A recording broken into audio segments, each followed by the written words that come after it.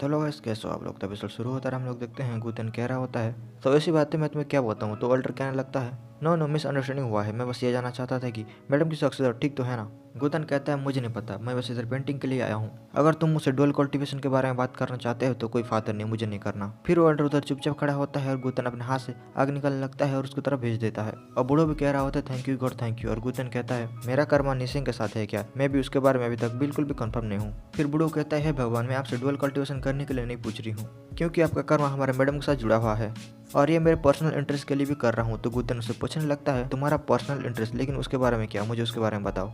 फिर बूढ़ो कहता है मैंने किसी को बताया नहीं है, लेकिन यून क्यों मेरे दोस्त की ही बेटी है। 3000 साल पहले मैंने इसको छुपा दिया था और बाहर के वर्ल्ड से दूर रखा था, क्योंकि मैं आपका कर्मा और मैडम की कर्मा को डिस्टर्ब नहीं करना चाहता था। लेकिन कुछ ऐसी चीज़ें भी हैं जो कि सच नहीं हुआ। हम दोनों में फीलिंग तो आ गया था, लेकिन मैडम के डर से हम लोगों ने कुछ भी नहीं बताया। उसने मेरे लिए बहुत कुछ किया था, इसलिए मैंने उससे वादा किया था कि मैंने उसे प्रॉमिस किया था मैं लिंकन को बहुत अच्छी लड़की बनाऊंगी और उसको आगे लेके जाऊंगी। मैं उसको ब्लैक स्केट लेके चली आई थी और सब कुछ उसको सिखा दिया था। मैं सोच रही थी वो ब्लैक हार्ट को कभी ना कभी फ्यूज कर लेगी और ऐसा ही हुआ, उसने ब्लैक हार्ट को सक्सेसफुली फ्यूज कर लिया। लेकिन ब्लैक हार्ट को फ्यूज करने के बाद उसके साथ बहुत सारे मिस्टीरियस चीजें भी अनलॉक हो गया और सारा मिस्ट्री को रिवील करने के लिए फायरी यंग हार्ट को फ्यूज करने वाला चाहिए। आप लोग मुझे भी कह सकते हो कि मैंने आपका कर्मा और मैडम का कर्मा को यूनिकॉर्न में कंप्लीटली ट्रांसफर कर दिया, और आप ये भी कह सकते हैं कि मैंने मेरा विश को फुलफिल कर लिया। मैं उतना काबिल नहीं हूँ कि आपसे भीख मांग सकूँ, लेकिन क्या करूँ, मेरे पास और कोई रास्ता भी नहीं है। गुतन कहता है तुमको होपलेस फील होने की कोई जरूरत नहीं है, परफेक्टली फ्यूज होने के लिए डुअल कल्टीवेशन की कोई जरूरत नहीं है। ओल्डर कहता है डियर गॉड, आपके पास कुछ मेथड है क्या इसके बारे में। मैं अभी तक बता नहीं सकता, क्योंकि मैं ब्लैक हार्ट के कांटेक्ट में अभी तक नहीं आया हूँ। इसके पीछे का सीक्रेट मुझे भी नहीं पता, लेकिन इसके बारे में क्या, यानी कि उन्होंने ब्लैक हार्ट को फ्यूज किया था, लेकिन अभी वो कहाँ है, मुझे उसके पास लेके चलो, मुझे उससे बात करना है। फिर एल्डर और कुछ पूछने लगता है तो गुतन कहता है उसके बारे में छोड़ो, पहले तो मुझे उस लड़की को देखना है, उसके बाद हम लोग इसके बारे में बात करेंगे। फिर ओल्डर गुतन को लेकर किधर चलने लगता है और गुतन कह रहा होता है तुमने उसको अंडरग्राउंड में छुपा कर रखा है क्या। तो बूढ़ो भी कहने लगता है डियर गॉड, आपको नहीं पता है, लेकिन यूनिकॉर्न मुझसे आपकी आइडेंटिटी के बारे में पूछ रही थी और वो आपसे डुअल कल्टीवेशन भी करना नहीं चाहती थी। तो गुतन कहता है तुम एक लड़की को फोर्स कर रहे हो जो वो लाइक नहीं करती है उसको करने के लिए। अगर मैं भी उसकी जगह होता तो मना कर देता, वो किसी के साथ कैसे दावलवर बन सकती है। एल्डर कहता है ये तो बहुत अच्छा हुआ, यूनिकॉर्न ने मेरे बातों को सुना और मेरे बातों के ऊपर एग्री भी हो गई थी। फिर गुतन कहता है अगर उसने तुम्हारी बातों के ऊपर एग्री कर लिया था तो तुमने उसको लॉक क्यों किया। ओल्डर कहता है यूनिकॉर्न तो एग्री हो गए थे, लेकिन उसका हार्ट अभी तक एग्री नहीं हुआ था और मैं यूनिकॉर्न के फ्यूचर के बारे में भी चिंता कर रही थी, इसलिए मैंने उसको लॉक कर दिया था। फिर गुतन कहता है नॉन कॉन्फ़िगरेशन वालों को हार्ट के बारे में कैसे पता चला, ऐसा लगता है बहुत सारे लोग इसके सीक्रेट के बारे में जान गए हैं। ओल्डर कहता है ये बहुत इंटरेस्टिंग मैटर है, लेकिन क्या करें मुझे भी पता नहीं चला। नॉन कॉन्फ़िगरेशन में बहुत सारा हिडन सीक्रेट छुपा हुआ है, लेकिन मुझे तो अभी तक ये भी पता नहीं चला है कि फायर यंग हार्ट किसके पास है। फिर ओल्डर कहता है उन लोग को देख के ऐसा नहीं लगता वो लोग मैडम के पीछे पड़े हुए हैं, नहीं तो वो ब्लैक हार्ट हमारे पास नहीं होता, वो लोग कब का ले चुके होते। गुतन कहता है तुम्हारा मतलब क्या है, नॉन कॉन्फ़िगरेशन मुझे टारगेट कर रहे हैं क्या। ओल्डर कहते हैं हाँ मुझे तो ऐसा ही लगता है, और गुतन कह रहा होता है हाँ मुझे भी ऐसा नहीं लगता वो लोग निशंक को टारगेट कर रहे हैं। क्लाइमेटिक के टाइम पर भी वो लोग ब्लैक हार्ट को सील कर सकते थे, लेकिन उन लोगों ने ऐसा नहीं किया।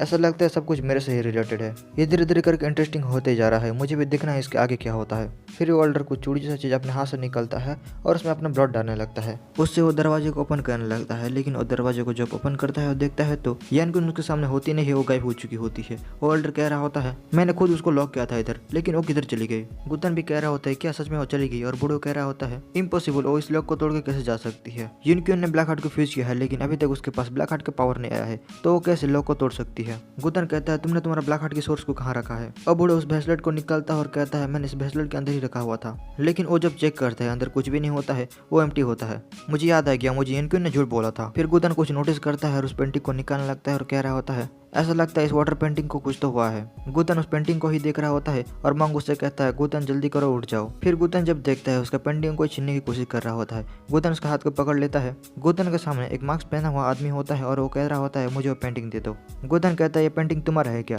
वो आदमी कहता है नहीं मेरा नहीं है। फिर गुतन कहने लगता है अगर ये पेंटिंग तुम्हारा नहीं है तो मैं तुमको क्यों दूं।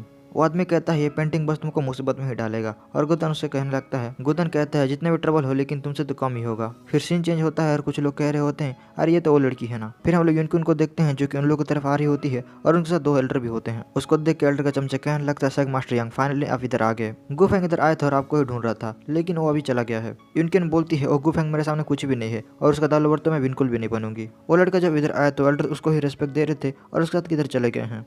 तो यूनिकॉर्न थोड़ा गुस्सा हो जाती है और कह रही होती है उसको इतना ज़्यादा रेस्पेक्ट क्यों मिल रहा है, जैसे कि वो सबका बाप है, मजाक है क्या। फिर वो बूढ़ो कहता है सेक मास्टर ने ये भी कहा था कि आप गुफेंग के बिल्कुल भी काबिल नहीं है, और ये सुन के यूनिकॉर्न एकदम टेंशन हो जाती है। फिर वो गुस्से के मारे कहने लगती है सारे बूढ़े मैं तेरे को छोड़ूंगे नहीं। उधर के लोग कह रहे होते हैं कि कुछ ज्यादा नहीं हो गया, ये लड़की बहुत ही ज्यादा रिएक्ट कर रही है। फिर वो एल्डर उधर आ जाता है तो लिंकन उससे कहने लगती है कि तुम बहुत ही ज्यादा अच्छे एल्डर हो, मैंने सुना है तुम गुफेंग को बहुत ही ज्यादा रेस्पेक्ट दे रहे थे। मैंने सुना है तुमने तो ये भी कहा था कि मैं उसका काबिल नहीं हूँ, मैं तो उसके घर का नौकर बनने का भी काबिल नहीं हूँ। मैं तुमसे ये पूछ रही हूँ तुमने ये कहा था या नहीं कहा था। ओल्डर कहता है सैड बहुत हो गया, तुम बहुत बोल चुकी हो, तुम्हारे बकवास बातें बंद करो, तुमने पहले से ही गुफेंग का डिसरेस्पेक्ट कर दिया है। गुफेंग ने प्रॉमिस किया है वो हमारा हेल्प करेगा और उसने ये भी कहा है कि और तुम्हारे साथ डोल कल्टीवेशन बिल्कुल भी नहीं करेगा। ब्लैक हार्ट को कम्प्लीटली फ्यूज करने के लिए वो हमारा हेल्प करेगा, उसने मुझसे कहा है। यिनको ने एकदम हंसने लगती है और बोलती है क्या कहा तुमने, वो बकवास लड़का हमारा हेल्प करेगा, उसका जैसा बकवास लड़का मुझे हेल्प करेगा ब्लैक हार्ट को कम्प्लीटली फ्यूज करने में। फिर वो बूढ़ो कहता है सैड तुम बहुत बोल चुकी हो। पीछे से ओल्डर कहता है मैडम ऐसा लगता है वो गो एनिमल आपसे डर के इधर से चला गया। लड़की बोलती है लेकिन ओल्डर का भी कहाँ है, मुझे जरा उसके बारे में बताओ। वो जाके बूढ़ो को पकड़ लेती है और कह रही होती है तुम बहुत ज़्यादा रिग्रेट करने वाले हो। फिर वो गुस्से के मारे उधर से चलने लगती है और बोरी होती है मैं जा रही हूँ उसको किल करने के लिए। वो लड़की किधर आ जाती है और बोरी होती है एनिमल तुम कहाँ चले गए, जल्दी से इधर आ जाओ। फिर वो पिछले बातों के बारे में याद करने लगती है जब उसने गुफेंग के बारे में उस बूढ़ो से पूछा था। उस बूढ़ो ने कहा था मैं तुमसे भीख मांग रहा हूँ, उससे मत उलझो, मैंने तुमको कितने मेहनत से बड़ा किया है, मैं तुमको ऐसे मरना कैसे दे सकता हूँ। फिर हम लोग उस लड़की को देखते हैं जो कि इधर उधर देखती है लेकिन उधर कोई भी नहीं होता है। फिर वो उधर से चलने लगती है और बोरी होती है मुझे माउंटेन के नीचे जाकर देखना चाहिए। फिर हम लोग कुछ लोग को देखते हैं जो कि उधर रुके होते हैं और हम लोग उधर हुड को भी देख सकते हैं। वो लोग ब्लैक साइड के एल्डर को देख के रोके होते हैं। वो लोग आके पूछने लगते हैं एल्डर क्या हुआ है। उधर यूनकिन भी आ जाती है और उन लोग को गाली देने लगती है और कह रही होती है तुम यून साइड को मास्टर को छोड़ने के लिए हमारा गाड़ी का यूज कर रहे हो, लेकिन तुम लोग को परमिशन किसने दिया, मैंने तुम लोग को कहा भी नहीं है। ओल्डर कहते हैं ये लड़की क्या कर रही है उसको भी नहीं पता, इसलिए इसके बातों के ऊपर तुम लोग माइंड मत करो और तुम लोग इससे चले जाओ। और लोग कहते हैं यूनकिन तुम एल्डर की बातों को कैसे नहीं मान सकती हो, जब तुम छोटी थी तब से ओल्डर तुमको बड़े कर रहे हैं और कब से तुम्हारा ध्यान रख रहे हैं, लेकिन तुम हो कि उनके बातों को बिल्कुल भी नहीं सुनते। यिनकिन बोलती है तुम लोग क्या बोल रहे हो, मैं तो आज उसको मारने वाली थी लेकिन उसने मुझे छोटे से बड़ा किया है इसलिए मैंने उसको छोड़ दिया। साइड में हुड होता है और हुड से कहने लगती है मैंने सुना है तुम भी हो जिसने गुफेंग को पाया था। हुड कहता है मैं कौन हूँ और मैं कहाँ हूँ और मैं क्या कर रहा हूँ। यिनकिन बोलती है सारे बूढ़े मैं तुमसे ये बात कर रही हूँ, तुम किसके बारे में बात कर रहे हो। हुड कहता है बिग सिस्टर तुम ये क्या कर रही हो, गुफेंग ने तुमको कुछ किया है क्या, तुम इतना गुस्से में क्यों लग रही हो, चलो इसके बारे में अच्छे से बात करते हैं। तो लड़की बोलने लगती है। यिनकिन बोलती है साले बूढ़े तू मुझे बस इतना बता दे वो लड़का किधर है। हुड कह रहा होता है इधर क्या चल रहा है, मुझे तो कुछ भी समझ में नहीं आ रहा। और वो बूढ़ो कहने लगता है यिनकिन तुम क्या कर रही हो, तुमको रुकना ही होगा, अगर तुम हुड को कुछ भी करती हो तो मैं तुमको गुफेंग से बचा नहीं पाऊंगी। और लड़की बोलती ओहो तुम क्या कह रहे हो, गुफेंग कोई भगवान है क्या जो मैं उससे डरूंगी। हुड कहता है बिग सिस्टर एल्डर ठीक कह रहे हैं, मेरी तरफ से एडवाइस है तुम गुफेंग से पंगा मत ही लो। और लड़की हंसने लगती है और बोलती है वेरी गुड, अभी के अभी मैं तुमको किल कर देती हूँ और मैं देखूंगी वो गुफेंग तुमको बचाने के लिए आता है या नहीं आता है। और वो हुड की तरफ बढ़ने लगती है हुड को मारने के लिए और वो बूढ़ो कह रहा होता है क्या कर रही है मेरी माँ, रुक जा। फिर वो लड़की उन दोनों आदमी लोगों के ऊपर भी तलवार तान देती है और उन लोगों की तरफ भी हमला करने लगती है। वो कह रही होती है ब्लैक साइड की अल्टर मेरे सामने कुछ भी नहीं है, और दोनों अल्टर खाली हो चुके थे लेकिन फिर भी वो लड़की उन लोगों के ऊपर फिर से हमला करने लगती है। उधर के लोग कह रहे होते हैं सच में यूनिकॉर्न का पावर बहुत ज़्यादा बढ़ गया है, ब्लैक साइड के अल्टर भी उसको हरा नहीं पा रहे हैं, वो लोग क्या कर रहे हैं। वो लोग तो ये भी नहीं जानते हैं कि वो लोग मरेंगे या बचेंगे। हम लोग हुड को देखते हैं जो कि कह रहा होता है भगवान मुझे बचा लो, और उधर से जोड़ने लगता है और कह रहा होता है ये लड़की सच में पागल हो गई है, मेरे लिए अच्छा होगा इधर से चले जाना। लेकिन हुड के सामने ओल्डर आ जाता है और कहता है तुम उधर ही रुको। वो लड़की बोलती है मैं तुम्हारे ऊपर छोड़ती हूँ, तुम उसको उड़ा दो। ओल्डर कहता है मैं तुमको एडवाइस दूंगा, तुम मुझे गुफेंग कहाँ है उसके बारे में बता दो।